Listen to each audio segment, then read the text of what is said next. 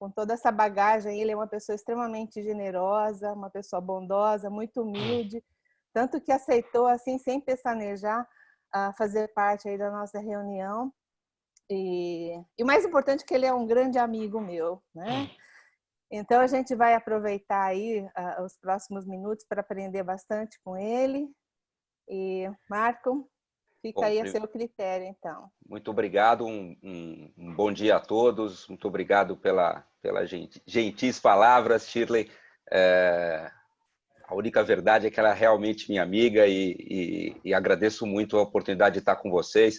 Estou vendo aqui na tela vários amigos queridos, Fujita, enfim, um abraço para todos os amigos. Estar na Escola Paulista, mesmo que virtualmente, como hoje, para mim é sempre uma alegria muito grande. Eu tenho um carinho muito especial por todos vocês aí.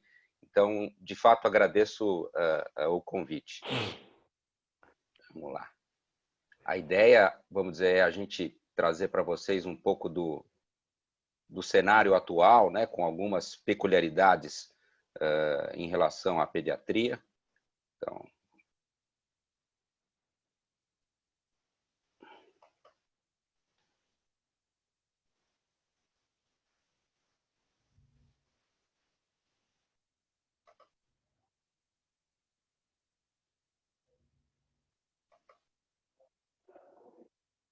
travou aqui.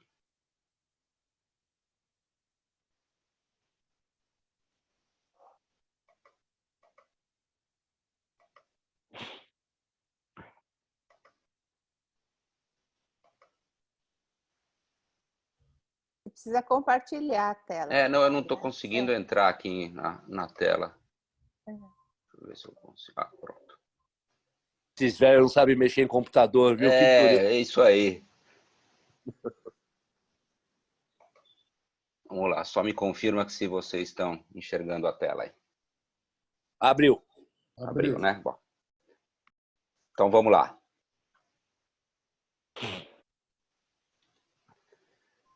Bom, o primeiro aspecto que eu queria comentar com vocês, né? Eu vou tentar passar, vamos dizer, fazer um passeio pelas evidências que a gente tem hoje.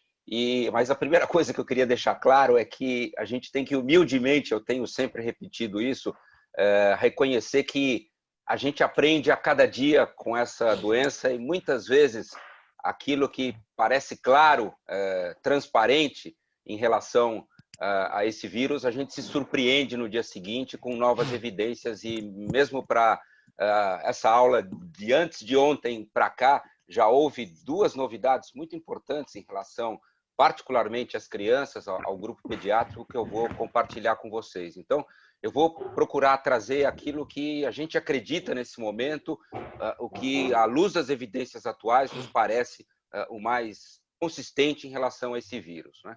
O primeiro aspecto que eu queria comentar com vocês é o que diz respeito à origem do vírus, né? Então, a gente tem visto, de fato, alguma controvérsia na literatura, mas de tudo que eu li, é o meu convencimento nesse momento, é que, de fato, esse vírus teve, vamos dizer, uma origem na natureza, né? É um vírus zoonótico, é assim como a gente chama esses coronavírus, este coronavírus e os dois últimos coronavírus zoonóticos que precederam o aparecimento deste, né, que foram o SARS-CoV-1 e o MERS, ambos são chamados de vírus zoonóticos porque tiveram a sua origem em vírus que circulavam em animais, particularmente esse vírus, em vírus que circulava entre morcegos. E eles se valem de um hospedeiro intermediário antes de chegar no ser humano. Para os outros dois coronavírus zoonóticos, a gente sabe exatamente quais foram os hospedeiros intermediários que serviram, vamos dizer, de espécies antes de eles chegarem a circular entre seres humanos. Para este coronavírus ainda há dúvidas, sugere-se que seja um pangolim, né? Mas isso a gente não tem certeza. Por que eu estou comentando tudo isso? Porque é importante que a gente tenha em mente que quando você tem vírus zoonóticos, ou seja, que tem a capacidade também de eventualmente circular em outras espécies, que não a espécie humana, isso se torna um desafio importante no que diz respeito à sua real capacidade de ser erradicado. Porque mesmo que ele deixe eventualmente de circular, é possível que ele retorne, uma vez que ele pode, vamos dizer, estar aí presente em algumas outras espécies que não a espécie humana. Um outro aspecto que eu queria destacar é que esse surgimento na natureza passou por uma situação peculiar a muitos países asiáticos, e reconhecendo e respeitando os limites culturais, etc., eu acho que é importante que a gente revisite esses cenários, né, que sofrem, vamos dizer, uma agressão por parte do homem e permitem o surgimento de vírus como esse. E a exemplo desse, a gente pode perfeitamente ter outros vírus respiratórios surgindo periodicamente, outros vírus de influenza, em função das características que a gente vivencia nesses locais, com uma mistura muito grande de animais vivos, animais selvagens, animais mortos, grande densidade demográfica, etc. Um pouco do que está acontecendo entre nós, para que a gente tenha uma ideia, né, da magnitude da circulação desse vírus, eu trouxe alguns dados do Ministério da Saúde de vigilância respiratória. Então, o que eu estou mostrando aqui para vocês chama-se Síndrome Respiratória Aguda Grave, que, por definição, é todo o quadro respiratório que motiva, vamos dizer, uma hospitalização por se tratar de um quadro onde há insuficiência respiratória.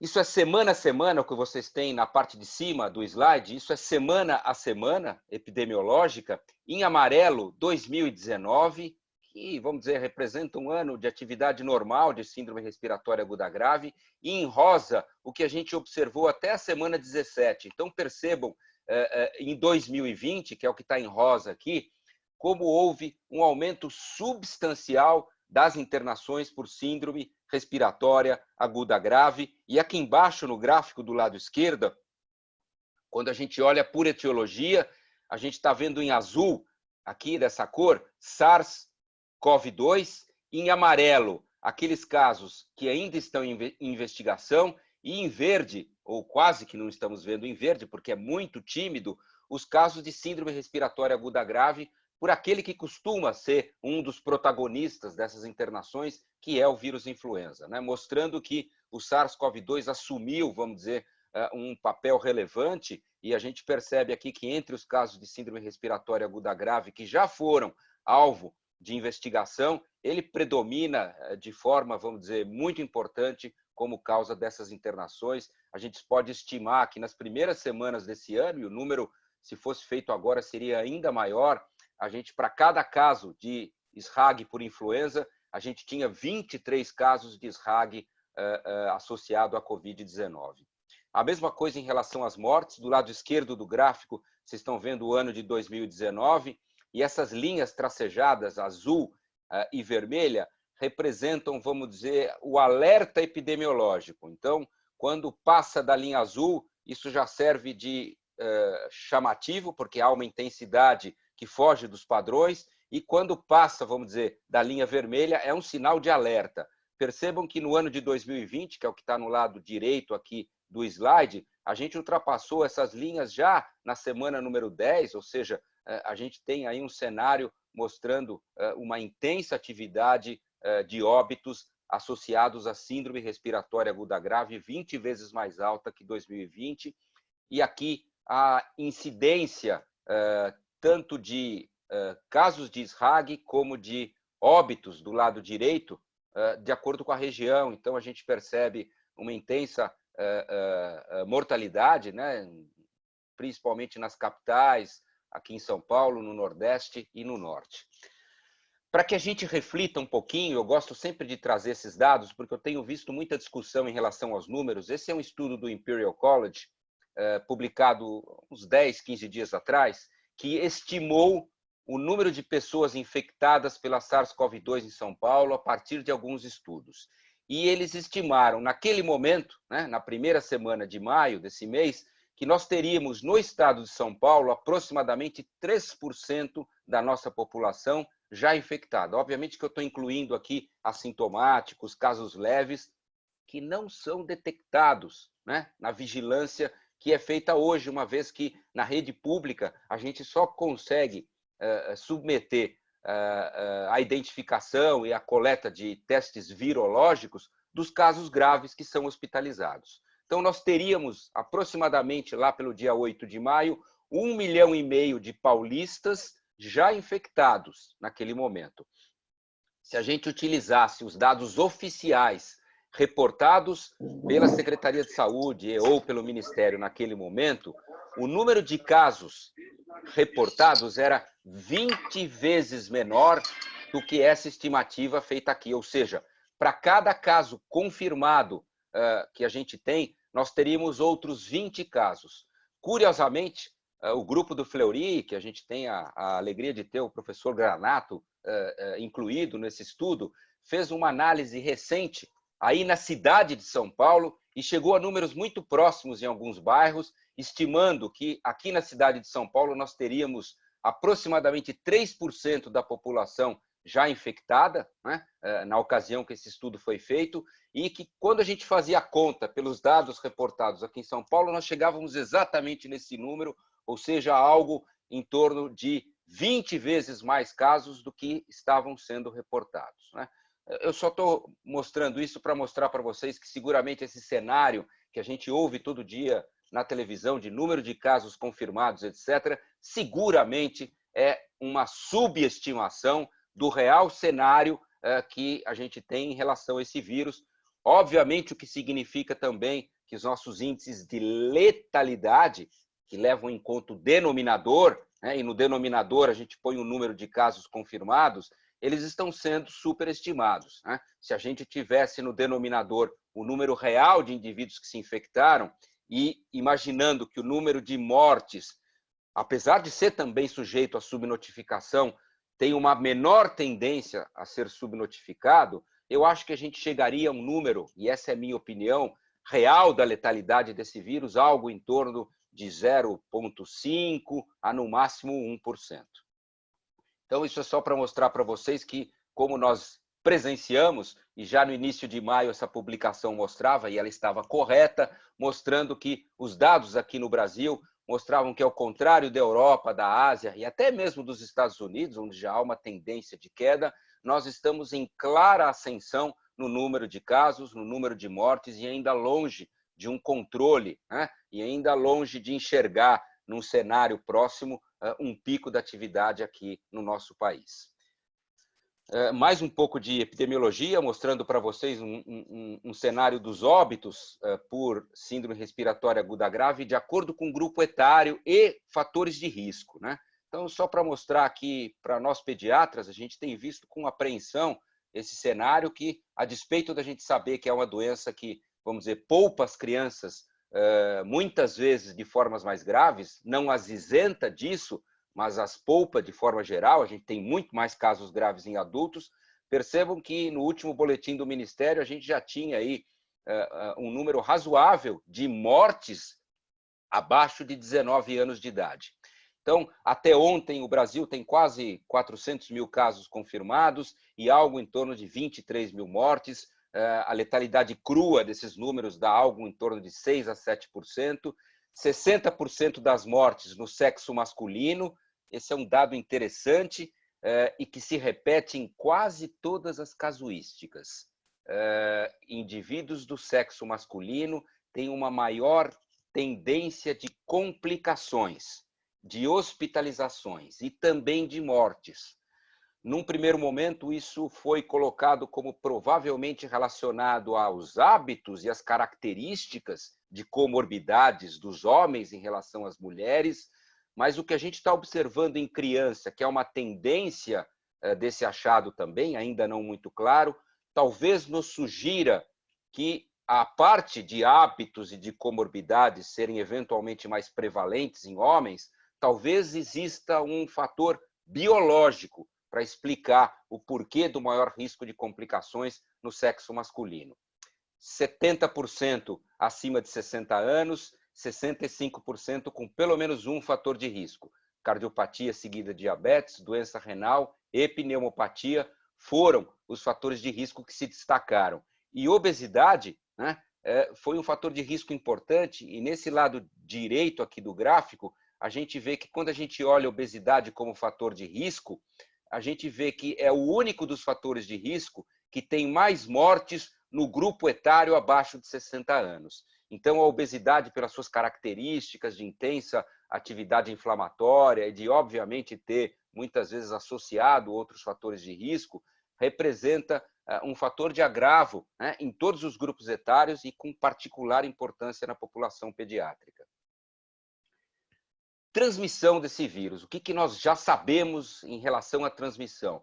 Eu acho que de tudo que eu li e tive oportunidade de vivenciar nesses 3 meses, algo que eu me convenci é que a principal forma de transmissão, não há dúvida que é através das gotículas respiratórias. Esse é o principal mecanismo de transmissão desse vírus, né? Ao falar, ao tossir, ao espirrar, etc., os indivíduos que estão num raio de até 2 metros, em média, né, do indivíduo infectado, acabam contraindo essa infecção. Claro que transmissão através de fômites, através de objetos, portanto, das mãos, quando são levadas ao rosto, também tem importância, mas, na minha opinião, a transmissão por gotículas respiratórias ela é preponderante em relação a esse vírus. Já houve detecção do RNA viral em suave oral, né, de nasofaringe, nasal, oral, etc.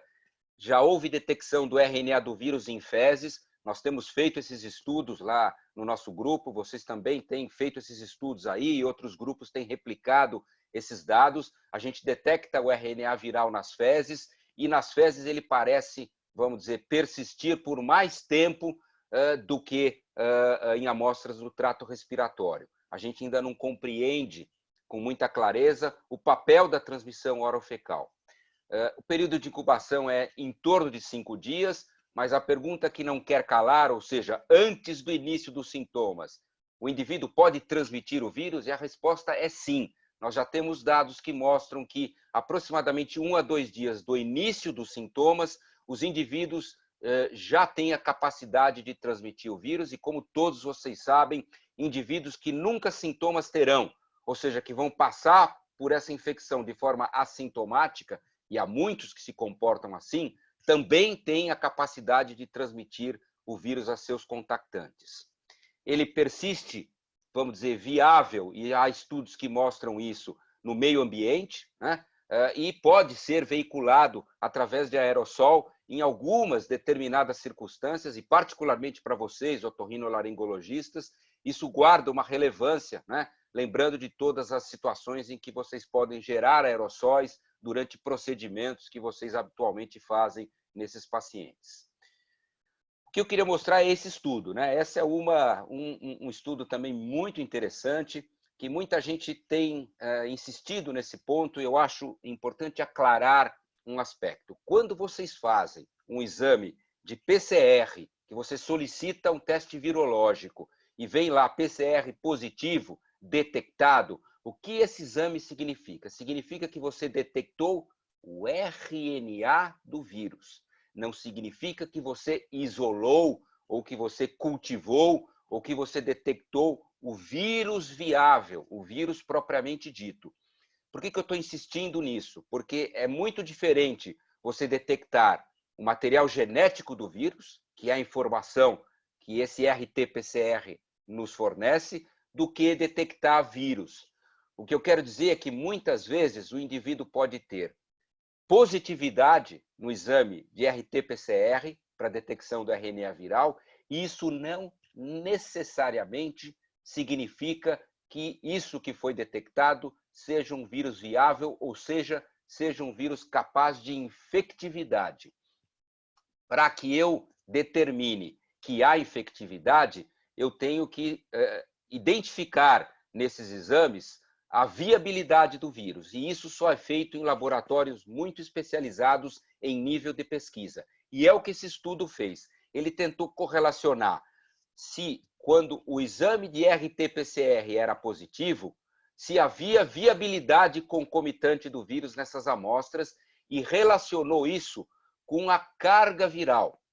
Então, o que vocês estão vendo aqui nessa figura, em vermelhinho, nessas colunas, é quando a gente tinha, sim, identificação de vírus viável.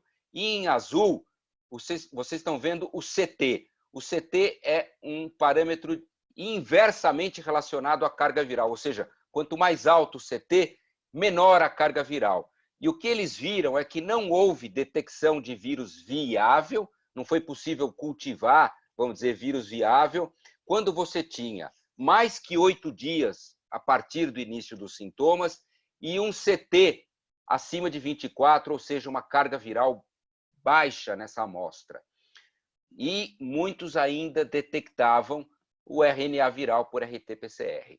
Eu estou colocando isso para vocês porque, na minha opinião, essas provas virológicas são excelentes para o diagnóstico da infecção, mas elas não servem com a mesma competência para que a gente separe aqueles indivíduos que ainda transmitem o vírus daqueles indivíduos que deixaram de transmitir. Então, a gente tem que interpretar com cautela, né, essas provas de RT-PCR. Patogênese dessa doença, né, é um aspecto muito importante. A gente tem tido aí muitas discussões em relação à patogênese dessa doença. Ela tem aí uma série de teorias, mas uma que eu particularmente me interesso muito e que eu tenho estudado, a gente tem uma linha de pesquisa nesse sentido, é determinar a expressão desse receptor. Esse é um vírus que precisa de um receptor para exercer a sua patogênese. E esse receptor se chama ECA2, né? Que é a enzima conversora de angiotensina 2. Esse receptor está expresso não só no pulmão, mas também no trato gastrointestinal, no trato geniturinário, no sistema circulatório, no sistema nervoso central, enfim, numa série de tecidos, e isso talvez seja uma das razões, pessoal, que a gente tem visto manifestações as mais diversas associadas a este vírus, e não exclusivamente manifestações respiratórias, como muitas vezes a gente vê em outros vírus respiratórios.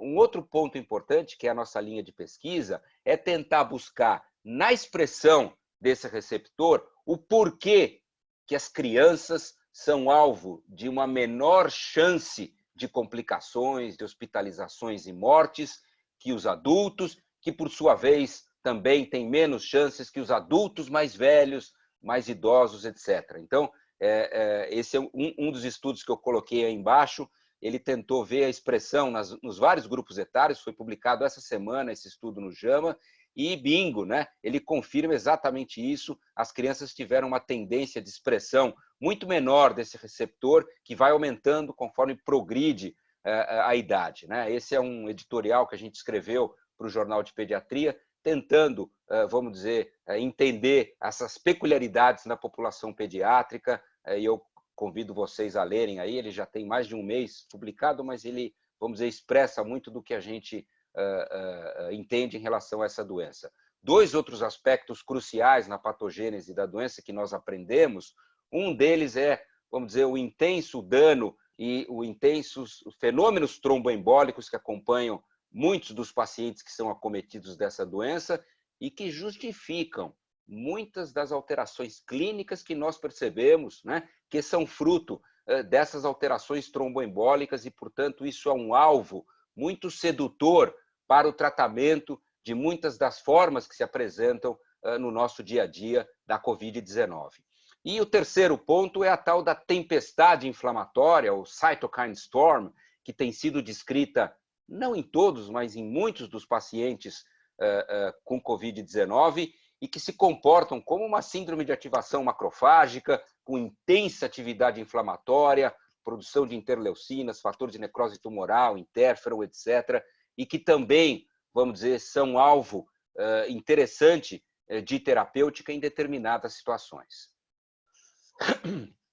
Bom, em relação às peculiaridades pediátricas, né, a gente vinha insistindo na história de que não tínhamos visto até esta semana casos de transmissão intraútero do SARS-CoV-2. Então, tinham várias publicações na literatura. Essa é a primeira delas, em gestantes com Covid-19, no momento do parto, e como se comportavam esses recém-nascidos, que eram exaustivamente investigados e não se detectava, vamos dizer, a presença do RNA viral nesses recém-nascidos. Nessa primeira casuística publicada da China, nessa segunda casuística também com 10 recém-nascidos de mães com Covid, também da China, onde não foi possível comprovar a possibilidade de infecção intraútero.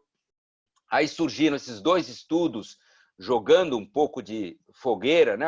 Jogando um pouco de lenha na fogueira, um que mostrou que pelo menos 2 recém-nascidos desse estudo aqui da esquerda tinham IgM positivo, sugerindo infecção intraútero, mas foi questionada a credibilidade da sorologia. Esse outro estudo da direita, que identificou o vírus, mas as crianças já tinham, vamos dizer, 3 dias de vida, então se colocou que elas talvez pudessem ter sido infectadas após o nascimento.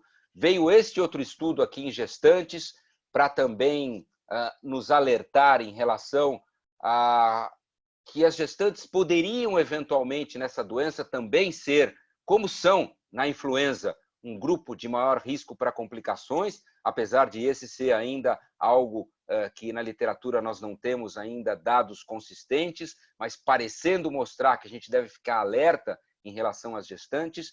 E há 2 dias atrás saiu esse estudo na Nature Research, com um único caso em que os autores documentam a infecção intraútero, ou seja, um recém-nascido que nasceu com alterações clínicas, teve um Apgar no primeiro minuto de 4, no quinto minuto de 2, foi entubado, ficou em ventilação mecânica, tinha um líquor que mostrava 300 células no líquor, tinha alterações na ressonância magnética de crânio, como vocês estão vendo aqui, e mais importante que tudo isso, as amostras de nasofaringe e retais, né, de fezes, desse recém-nascido, colhidas já na primeira hora de vida e até do líquido amniótico, identificaram um RNA viral, mostrando que esse é o primeiro caso, né, que documenta a transmissão intraútero. Claro que parece ser algo raro, uma vez que só agora a gente está tendo, 4 meses depois desse vírus circular no mundo inteiro, a gente está tendo a documentação do primeiro caso de transmissão intraútero. Outra novidade que surgiu essa semana, também no fim de semana, no domingo, foi esse estudo, né? A gente tem em relação ao aleitamento materno algo muito caro, muito importante para nós pediatras, no sentido dos benefícios que o aleitamento materno representa, e até esse fim de semana todos os estudos que tentaram buscar a presença do vírus no leite materno de mães infectadas não tinham conseguido identificar o RNA viral ainda. Esse é o primeiro estudo, também publicado essa semana no Lancet, que detectou um único caso da presença do RNA viral no leite materno. Lembrando que detectar RNA viral não necessariamente significa que era um vírus viável, e segundo, não necessariamente significa que essa seja uma forma clara de transmissão do vírus. Mas, claro, serve de alerta para essa possibilidade, uma vez que a Sociedade Brasileira de Pediatria, a exemplo das sociedades europeias, não recomenda a suspensão do aleitamento materno para recém-nascidos de mães com Covid-19, entendendo que os benefícios são inequívocos do aleitamento materno e que suplantariam um eventual risco de transmissão, uma vez que você estimule esta forma de alimentação do recém-nascido. Então, esse continua sendo, nesse momento, o nosso entendimento, até que a gente tenha mais dados. Bom, em relação às características clínicas, né, a gente já tem bastante experiência com a circulação desse vírus aqui, a gente tem tido oportunidade de ver crianças com Covid, a exemplo de vocês e todos os hospitais aqui de São Paulo. Essa é uma publicação do New England, feita pelo grupo da Itália, que descreveu 100 crianças e comparou, né, com as 3 publicações à época mais importantes, 2 delas da China e uma dos Estados Unidos, que é o que a gente tem aqui. Então, a gente tem a publicação italiana, as 2 publicações chinesas e a publicação do MMWR, do CDC americano. Percebam que são todas publicações que reúnem aí em torno de 100, 2 centenas de casos, exceto uma da China e a americana, que tem um número maior de crianças. Mas o número não é muito grande e isso se deve a uma característica dessa doença. Ela infecta as crianças. E há dados que mostram que as crianças têm provavelmente o mesmo risco de infecção que os adultos. O que é diferente é o comportamento da doença. Mas será que a gente tem sintomas tão diferentes assim? O que a gente pode perceber, um resumo disso que vocês estão vendo aí no slide de vocês, é que o percentual de crianças que fazem formas sintomáticas é menor. Então, em todas essas casuísticas, um fenômeno se repete. Metade ou até menos da metade das crianças com Covid-19 fazem febre. Portanto, se você esperar febre como um critério para diagnosticar Covid-19 em crianças, você vai perder pelo menos metade dos casos, eventualmente até sintomáticos nessa população. A tosse esteve presente, em média, em 40% dessas crianças. E uma característica que chama atenção é que boa parte das vezes, mas não todas, é uma tosse seca. Essa talvez seja uma característica desta doença. Ela provoca, de fato, uma tosse mais seca do que a gente vê em outras infecções virais respiratórias. Um aspecto que chama atenção é a frequência do achado de rinorreia, de coriza, né? Então, isso também parece distinguir a Covid-19 de outras infecções respiratórias, uma vez que a gente tem uma menor chance na Covid-19 de perceber a presença da coriza quando a gente compara com influenza, com vírus sincicial respiratório e outras infecções respiratórias virais de uma forma geral. Cerca de 10% das crianças, e esse número varia, e em adultos pode ser eventualmente maior, apresentaram manifestações gastrointestinais, vômitos, diarreia. Esse foi um fenômeno percebido. Para vocês, otorrinolaringologistas, claro que todos vocês já conhecem as clássicas descrições de anosmia, de hiposmia, de disgeusia, de ageusia, que parecem acompanhar parte significativa dos casos de Covid. Alguns estudos que aplicam metodologias que são mais rigorosas e menos subjetivas, no sentido do reporte desses sinais e sintomas, mostram que um número muito grande dos infectados apresentam pelo menos uma dessas alterações do olfato e do paladar. Em crianças, isso é substancialmente menos descrito que em adultos, talvez pela dificuldade da criança expressar, vamos dizer, essas manifestações, esses sintomas, com a mesma clareza que um adulto as descreve.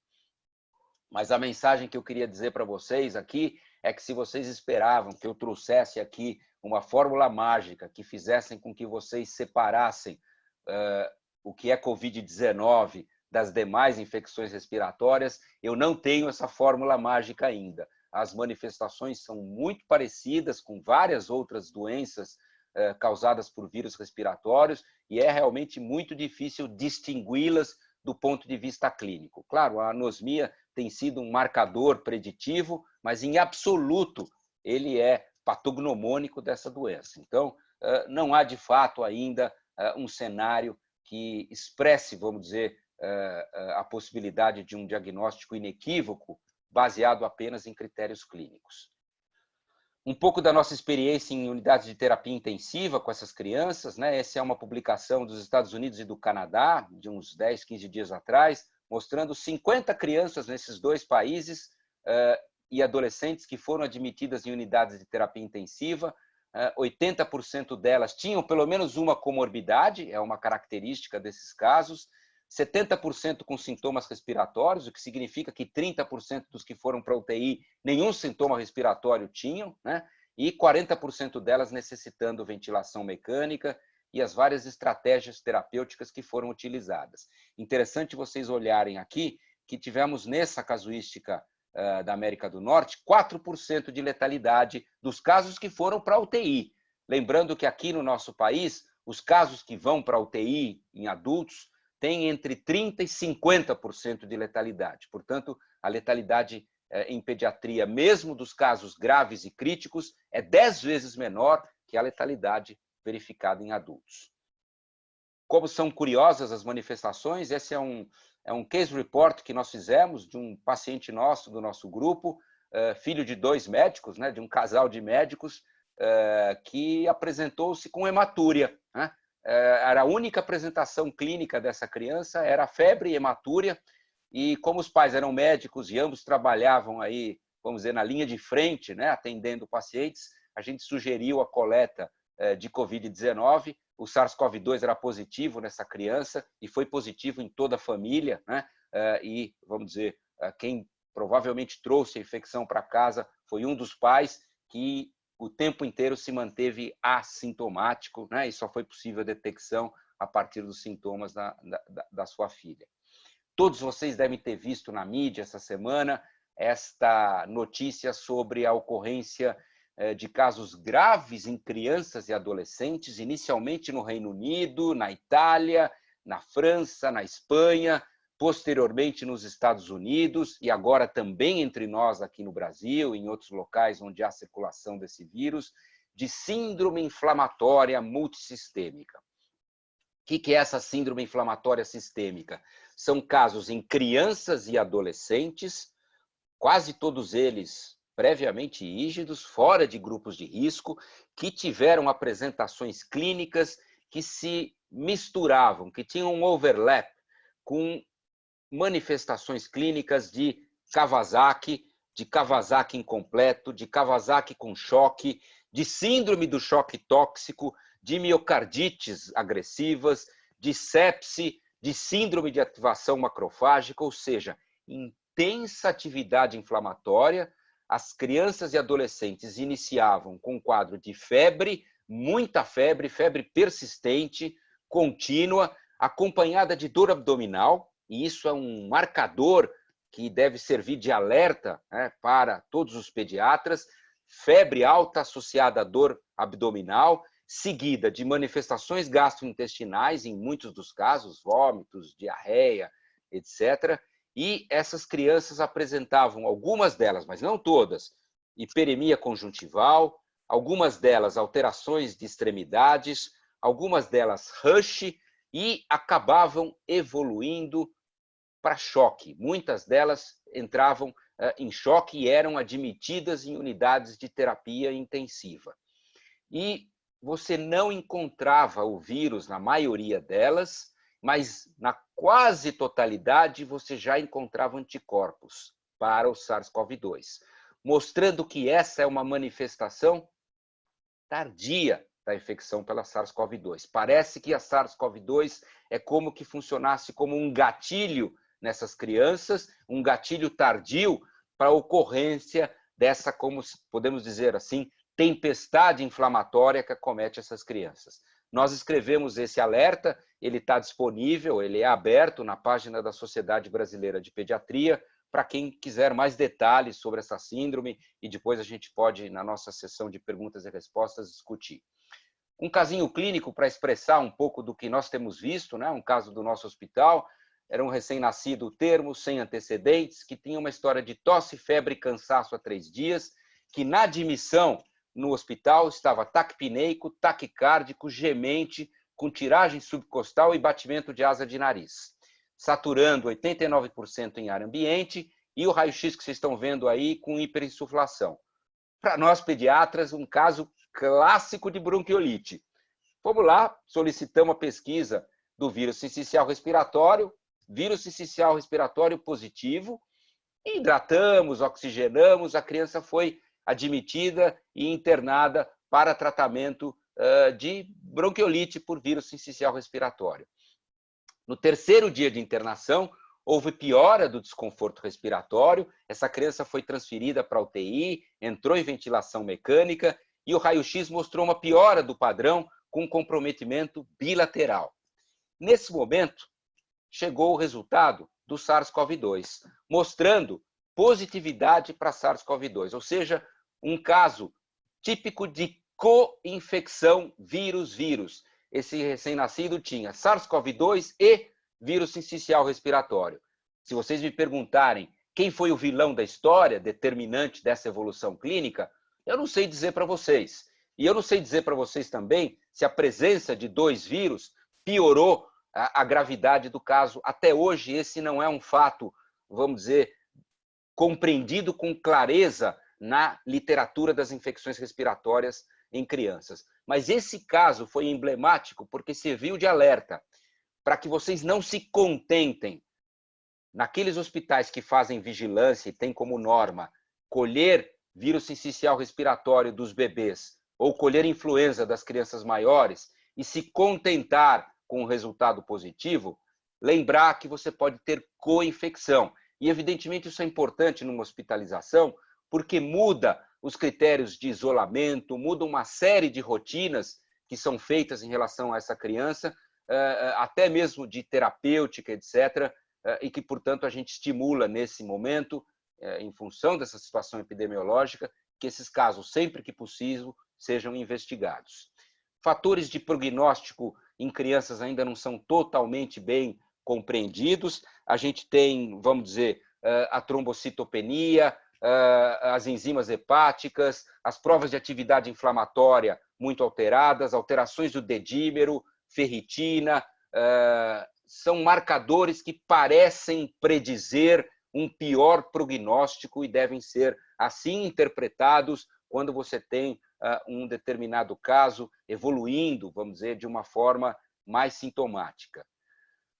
Essas provas de detecção virológica, eu comentei das limitações de interpretar a infectividade, é importante também que a gente tenha em mente que um exame negativo não descarta a possibilidade da infecção. Então, a sensibilidade do PCR em amostra de nasofaringe tem sido em torno de 60% a 70%, ou seja, há uma chance de falso negativo que não é negligenciável com esse método. Vocês foram inundados aí de sorologias e testes rápidos. Queria também fazer um alerta para que vocês tenham cautela na interpretação dessas provas, particularmente naquela prova teste rápido que você faz na ponta do seu dedo, né? Feita com sangue total. A acurácia desses testes rápidos, principalmente desses testes rápidos feitos em ponta de dedo, não é ideal. Então, há muito falso negativo com essas metodologias. Então, tenham cuidado ao interpretá-las. As melhores sorologias das que tem disponível são as sorologias convencionais, tanto o ELISA como o CLIA, que medem, respectivamente, né? IgM, IgG, IgA e IgG, lembrando que vocês devem solicitar a sorologia no momento certo. Não adianta pedir sorologia na fase aguda da doença, na primeira semana, onde não há expectativa de boa detecção de anticorpos. Então, os anticorpos de fase aguda, IgM ou IgA, normalmente vão ter uma melhor sensibilidade a partir de uma semana do início dos sintomas e a detecção de IgG a partir de 15 dias do início dos sintomas. A coleta antes desse timing provavelmente gerará chance grande de falsos negativos. A diferença do IgA para o IgM, elas basicamente fornecem a presença de anticorpos de fase aguda, uma informação similar, mas o IgA parece um pouco mais sensível, a despeito de ser um pouco mais fugaz na sua circulação. E a gente em breve vai ter no Brasil testes rápidos virológicos point of care, vamos ter testes rápidos, mesmo sorológicos, de melhor confiabilidade. Reinfecção é possível? Será que algum de vocês, eu tenho certeza que muitos já contraíram a infecção? Eu estou fazendo lá na Santa Casa uma pesquisa que a gente está em andamento, né, de rastrear profissionais de saúde sintomáticos. Só para que vocês tenham uma ideia, a gente começou, no início era 5%, 10% a positividade entre os sintomáticos. Nas últimas semanas, nossa positividade é de 45% entre profissionais de saúde sintomáticos. Estou falando de detecção de RNA viral, né? E muitos me perguntam, aqueles que se infectaram e passaram pela doença, estão protegidos? A gente não tem certeza sobre isso ainda. Há infecções que determinam, vamos dizer, imunidade para o resto da vida, como sarampo, como hepatite A, e há infecções que dão, vamos dizer, uma imunidade parcial e por pouco tempo. Influenza é assim, rotavírus você pode ter várias vezes, norovírus você pode ter várias vezes. A própria coqueluche não nos confere uma proteção longeva, você pode ter mais de uma vez. Então, a gente precisa conhecer melhor esse comportamento. O que eu posso dizer é que os outros dois coronavírus zoonóticos, o SARS e o MERS, aqueles que contraíram esses vírus, por pelo menos 2 a 3 anos, se mantiveram protegidos contra a nova infecção acompanhada de sintomas. Portanto, é provável que a gente tenha algo similar aqui. Esse é um estudo em macacos, né, em primatas não humanos, que foram infectados, documentaram a presença de anticorpos neutralizantes nesses macacos, e eles, um mês depois, foram novamente infectados, 2 deles, e nenhum dos 2 desenvolveu sintomas, nem teve detecção de carga viral, mostrando que, de alguma forma, vamos dizer, a resposta imune induzida os protegeu, pelo menos em curto prazo. E, para terminar, eu queria 2 slides. Um é de tratamento, né? Tem uma série de antivirais aí que já foram testados. Esse é um desenho que eu acho super bonito, que expressa a fase em que cada um desses antivirais, no ciclo de replicação do vírus, pode agir. Muitos desses antivirais se mostraram espetaculares in vitro, e a gente está cheio de antiviral que in vitro é maravilhoso, mas que in vivo desaponta. Desaponta porque às vezes é introduzido numa fase tardia da doença, desaponta porque mesmo quando introduzido em fases precoces, não consegue induzir o mesmo grau de proteção. Então, a gente até hoje, o que eu queria dizer é que de todas essas modalidades terapêuticas antivirais que foram testadas, não há nenhuma delas que tenha se mostrado convincente em relação à sua eficácia, muito menos na população pediátrica, que não tem sido alvo da mesma quantidade de dados e de estudos que os adultos.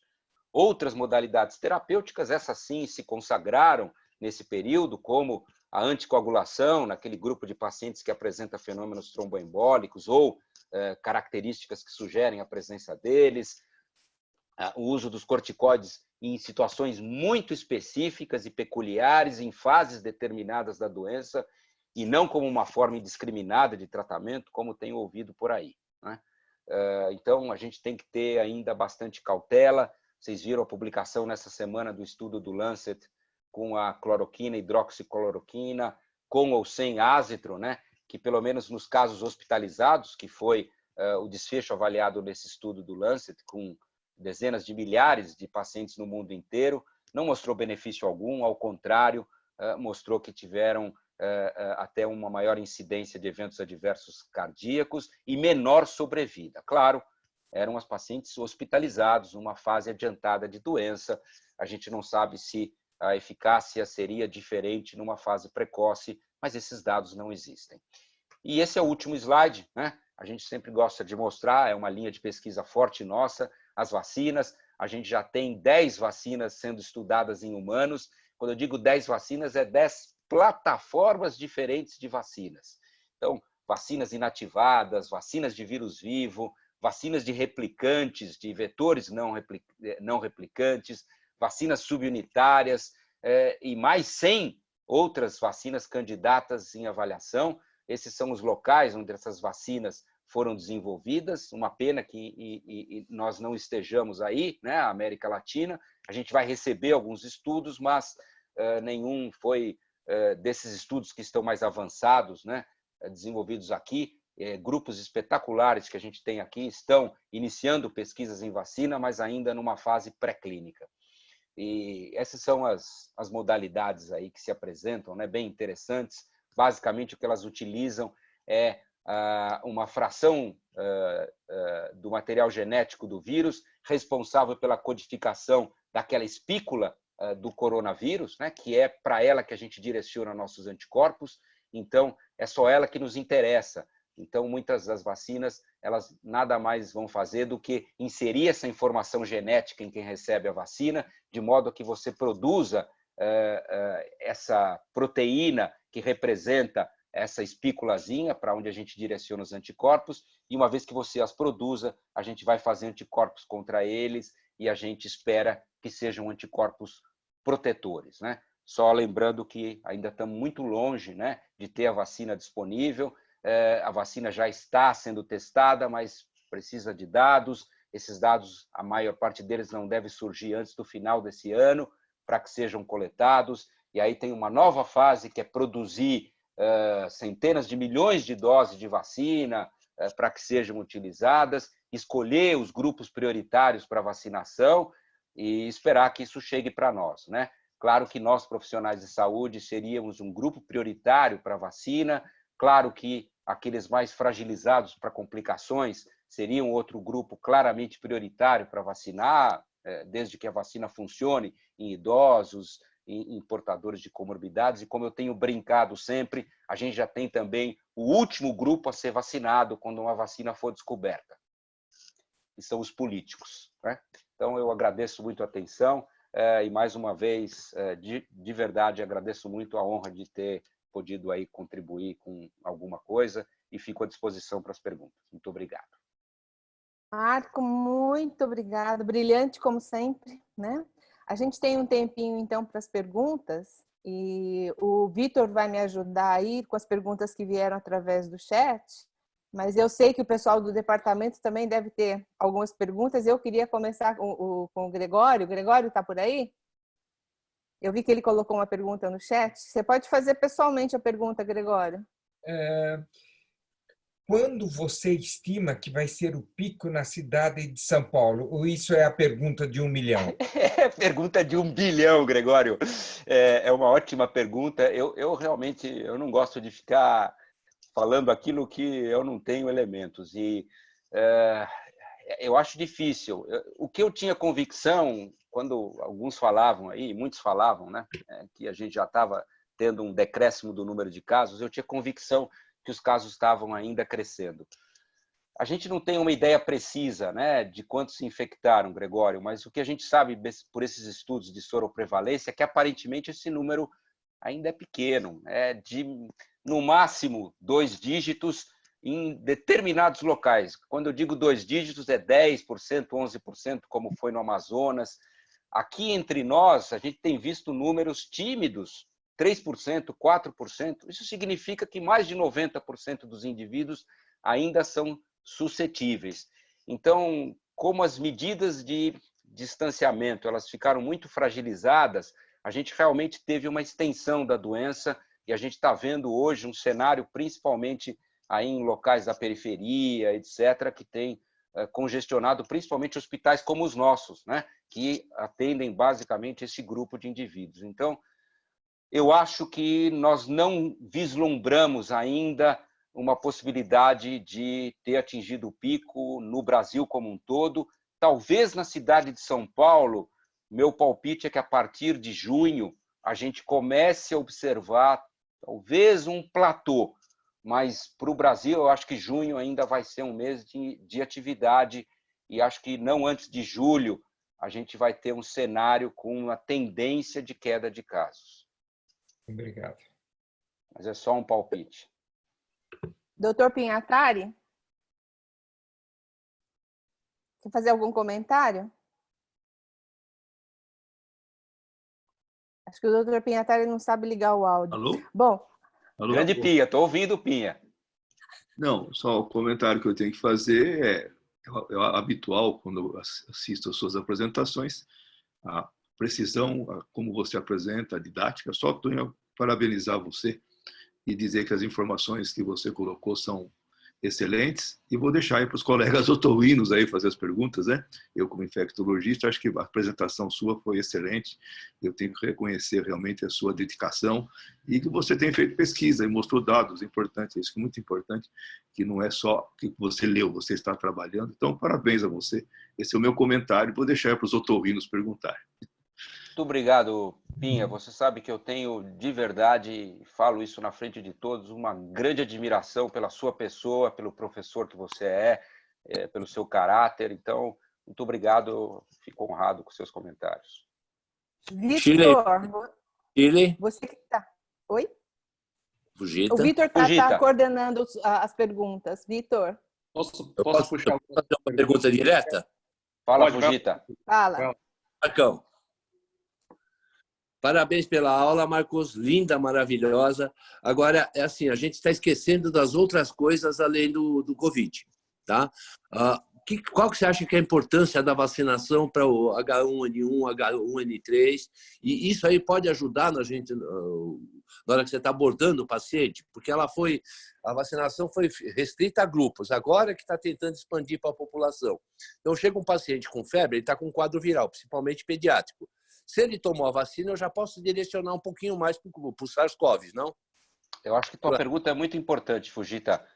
De fato, a gente não pode negligenciar com alguns aspectos, né? E algumas coisas têm que me deixado preocupado. A gente tem visto muitas crianças e também adultos que acabam, vamos dizer, atrasando o acesso, muitas vezes, à assistência médica em função dessa pandemia e chegam em fases, às vezes, tardias, prejudicando o prognóstico para tratamento dessas doenças. E, paralelamente a isso, que me preocupa demasiadamente, é a queda nas coberturas de vacina. Então, a gente tem observado uma queda importante na cobertura de vacinas de lactentes. E para um bebê no primeiro ano de vida, eu me preocupo muito mais com doença pneumocócica, com doença meningocócica, com doença por rotavírus, por hemófilos influenza, enfim, por sarampo. O sarampo ainda está circulando aqui no nosso país, né? E a gente tem uma campanha de vacina de sarampo, nós não conseguimos controlar o sarampo ainda aqui em São Paulo. Para a criança, o sarampo é muito mais grave do que a Covid-19 e a própria influenza, que também tem dados em crianças que são de particular importância. Então, claro que é importante a vacinação para a influenza, a gente está vendo um ano tímido de circulação do vírus influenza, mas nada impede que a gente tenha, vamos dizer, a partir de agora, a partir do momento que começar a diminuir, talvez, os casos de SARS-CoV-2, a gente observar, vamos dizer, uma atividade de influenza. E, para isso, é muito importante que a população esteja vacinada. A influenza mata, a influenza hospitaliza, e talvez para a população pediátrica ela até represente, vamos dizer, uma morbidade, no mínimo, comparável à Covid-19. Então, o teu ponto é fundamental e além de ajudar a gente ter menos pacientes para confundir a nossa cabeça com quadros respiratórios. Obrigado, Marcos. Aqui é o Dadão. Podia fazer uma pergunta? Vai lá, Dadão. Tudo bem? Primeiro, parabenizar pela aula, excelente, dados muito importantes. Duas perguntas. Você acha que todos nós, toda a população vai acabar tendo contato com esse vírus? E a segunda pergunta, você não acha que o mais importante, talvez o dado mais importante, é o número de pacientes que não tiveram acesso ao respirador ou ao UTI? Porque todos que tiveram e mesmo assim morreram, a gente não tem que considerar essas mortes como inevitáveis? Porque vamos lá, Eduardo, são duas perguntas importantes, né? A primeira delas em relação a se eu imagino que a gente vai ter toda a população infectada ou grande parte dela. Espero que não, né? Claro que a gente não sabe como vai se comportar daqui para frente, eu não tive tempo de comentar, mas é minha opinião que esse vírus se tornará endêmico. Então, ele vai fazer parte do nosso dia a dia, a exemplo da influenza, a exemplo do próprio sarampo, de outras doenças infecciosas que se tornam endêmicas, elas deixam de ter esse comportamento pandêmico. Ocorreu com o H1N1 isso, e se tornou um vírus endêmico. Se ele vai diminuir, vamos dizer, a sua virulência, essa é uma tendência desses vírus que, com o passar do tempo, eles têm uma tendência, às vezes, de se adaptar, sofrer mutações que os tornam, na maior parte das vezes, né, essas mutações acabam gerando um comportamento menos intenso, menos grave, menos invasivo. Isso a gente não sabe, mas eu acho que ele se tornará endêmico, com ondas sucessivas que vão ocorrer daqui para frente. Claro que se a gente tiver uma vacina, isso pode exercer um papel de mudar esse cenário. E claro que para isso tem que ser uma vacina efetiva, Eduardo.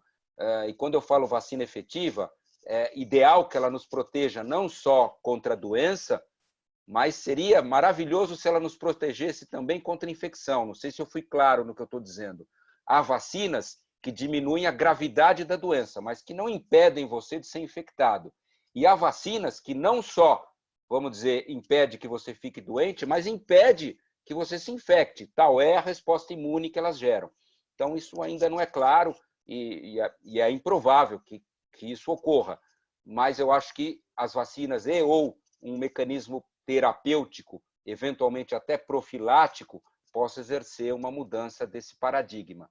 Mas, se não, vai se tornar endêmico e, com o passar dos anos, a tendência é que muitos se infectem, sim. Não sei com que gravidade. E a segunda pergunta, eu tenho dificuldade em te responder. Eu não sei se aqueles que vão para a ventilação mecânica, de fato, vamos dizer, estão tendo algo de diferente que a gente deveria fazer na sua assistência. Não é essa, vamos dizer, a minha área maior de atuação, e não sei te responder se está faltando algo na terapêutica desses pacientes que a gente está deixando de contemplar para essa letalidade tão alta daqueles que ingressam em terapia intensiva, né? Então, realmente, a letalidade dos que vão para a terapia intensiva tem sido em torno de 30% a 50%, é uma letalidade inaceitável, de fato. Então, algo na intervenção terapêutica está faltando, né, para a gente melhorar esse prognóstico. Tem essas drogas novas, esses anticorpos monoclonais, eu já utilizei para uma criança com um paciente meu que teve uma síndrome inflamatória sistêmica, a gente acabou utilizando o tocilizumab, que é um bloqueador de receptor de interleucina 6, mas são muito específicas as indicações dessas modalidades. Então, a gente não tem uma experiência suficiente ainda, o próprio plasma de convalescentes, enfim, tem uma série de modalidades que podem alterar isso, mas que, nesse momento, ainda não há clareza. Shen, eu sei que não vai dar tempo dele responder todas as perguntas que vieram, mas pelo menos vamos tentar colocar para ele uma ou duas que vieram através do chat. Bom, primeiramente, obrigado, professor, pela presença e pela excelente aula. Eu vou tentar fazer um misto aqui de algumas perguntas, a Deise aqui de São Paulo e a Paty também, da parte de crianças, né? A Deise perguntou se, mesmo as apresentações graves sendo mais raras, você acha que a reintrodução das crianças no convívio social ela deve ser feita antes do grupo de risco ou talvez junto com o grupo de risco, um pouco mais tardiamente?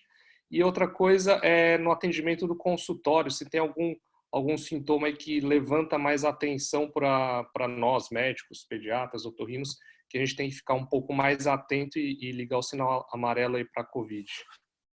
Bom, duas perguntas muito importantes, Shen, obrigado. A primeira delas é o papel das crianças, né, nessa pandemia.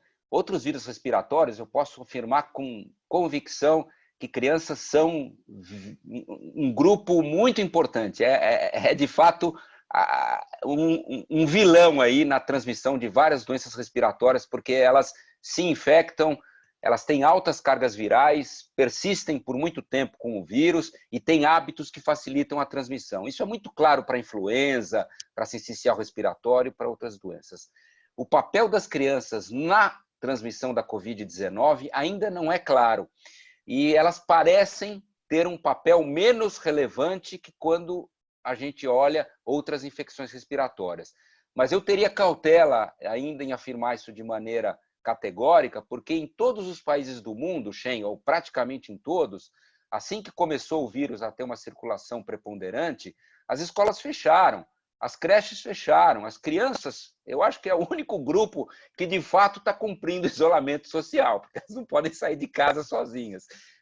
Os demais não. Então, eu não sei como seria, vamos dizer, as características da transmissão num cenário em que a gente tivesse as escolas funcionando, etc.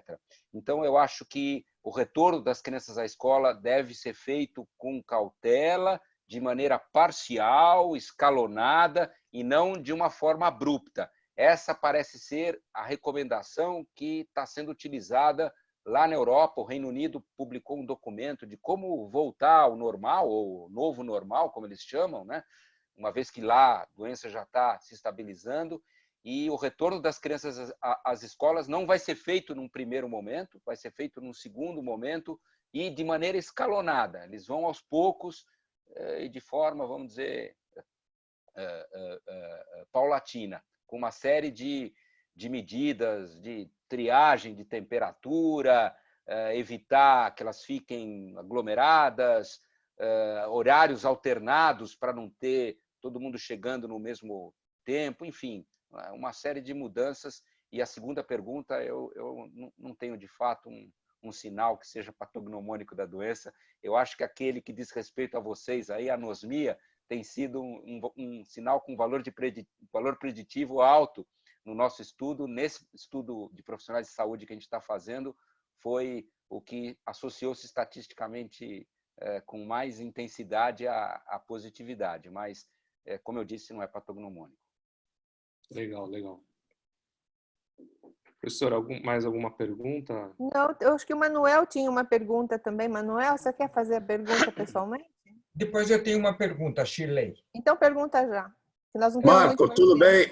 Tudo bem, parabéns pela aula. A minha questão era saber se a gente tem visto muitos casos de alterações de olfato e gustação, mas eu vi que parece estar mais relacionado a casos leves. Isso também acontece na sua experiência? Ele pode ser um fator preditivo, ou seja, os que têm esses sintomas podem ser considerados os que vão evoluir para um caso mais leve? Interessante a tua pergunta, Manuel, porque é um feeling que eu tenho, mas eu não quis comentar isso porque eu não vi ainda isso documentado de forma científica, mas eu tenho este mesmo feeling. Eu acho que essas intensas alterações de anosmia e ageusia parecem estar mais presentes naqueles casos que evoluem com menos gravidade, e nos casos mais graves a gente parece ver com menos frequência, mas eu não vi nenhum dado ainda científico demonstrando isso, por isso eu teria cautela em afirmar isso, mas esse é um dado que a gente está tentando buscar, se a presença da anosmia, além de ter um valor preditivo positivo para a positividade, teria também, poderia predizer o prognóstico menos ruim nesses casos, mas não tenho esse dado ainda.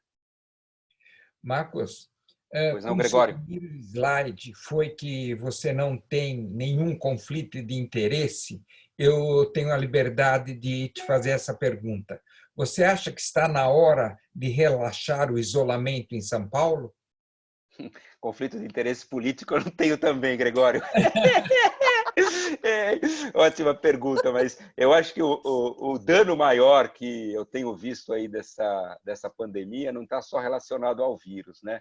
Acho que o dano maior chama-se fake news. Eu nunca vi tanta fake news inundar os nossos e-mails e os nossos WhatsApps como nessa pandemia, e o que mais me deixa triste é a replicação desses fake news, até entre nós, né? Entre nós colegas, sem muito discernimento de separar o joio do trigo e tomar cuidado com isso.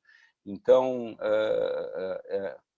de fato, se tem alguma coisa que não é muito ainda clara na literatura, é o papel, né, dessas intervenções não farmacológicas, como a gente chama, para essa pandemia. A gente tem alguma experiência para a influenza, né, e estamos tendo assim a oportunidade de, no meio da pandemia, gerar esses dados, Gregório. Mas de tudo que eu li e vi até agora de epidemiologistas, e eu não sou um epidemiologista, não sou um clínico, né, um infectologista, mas eu gosto muito de epidemiologia, é algo que eu leio muito. De tudo que eu li de grupos epidemiológicos que são robustos e gente séria, todos eles entendem que essas medidas de isolamento têm sim um impacto no que diz respeito a diminuir mortalidade associada a esse vírus pela maneira como ele se comporta, pelas características dele. Então, eu acho que para a gente relaxar as medidas de isolamento, a gente tem que ter alguns critérios que foram determinados por esses estudos epidemiológicos. Eu vou tentar ser breve, porque eu sei que o nosso tempo já acabou. Mas, entre esses critérios, eu destaco uma tendência de queda no número de mortes diárias, Gregório. Esse é o primeiro ponto que sugere que você está num ambiente propício a começar a entender que você já passou a situação de pico e está com tendência de queda. Então, queda consistente do número de mortes diárias. Segundo, aquele tal de R nada, né? Aquele R0 ou R nada que a gente chama em infectologia, que traduz a infectividade, abaixo de 1. Então, enquanto você não tiver esse R nada abaixo de 1, significa que a doença está transmitindo ainda com intensidade e que você não deve se atrever, vamos dizer, a relaxar essas medidas de distanciamento e de isolamento. E que você tenha uma infraestrutura de assistência médica em condições, né, de oferecer aquilo que é necessário, né, do ponto de vista de assistência em terapia intensiva, em leitos, em respiradores, em equipamentos de proteção para os médicos, etc. Então, esses parece que são pilares necessários para que você possa decidir por um relaxamento, e aí é feito em fases. Você vai liberando aos poucos esse relaxamento e não de forma abrupta. De tudo que eu li e aprendi, Gregório, é isso que eu entendo como sendo o mais recomendado a hora que a gente tiver uma situação que permita a gente relaxar essas medidas de isolamento, lembrando que, eventualmente, isso pode ser flexibilizado. Você relaxar e, se algo volta para trás, vamos dizer assim, você novamente reforça essas medidas. Bom, gente, tem um monte de pergunta não respondida, mas infelizmente a gente vai ter que encerrar a reunião. Marco, eu queria te agradecer muito em nome de todos os nossos professores aqui da disciplina, do departamento. Você realmente é um orgulho para nós, professores. Muito obrigado. E queria também agradecer o pessoal que acabou entrando aí na aula, mesmo não fazendo parte do departamento e da disciplina. A gente teve mais de 240. Eu falei para o Marcos que ia ser em torno de 80, 90 pessoas. Você vê como é que são as coisas, né? E realmente você vai estar sempre aqui no nosso coração. Muitíssimo obrigada. Obrigada a todos vocês que participaram também, gente. Eu que agradeço. O carinho e a admiração por vocês é muito grande. Muito obrigado. Viu?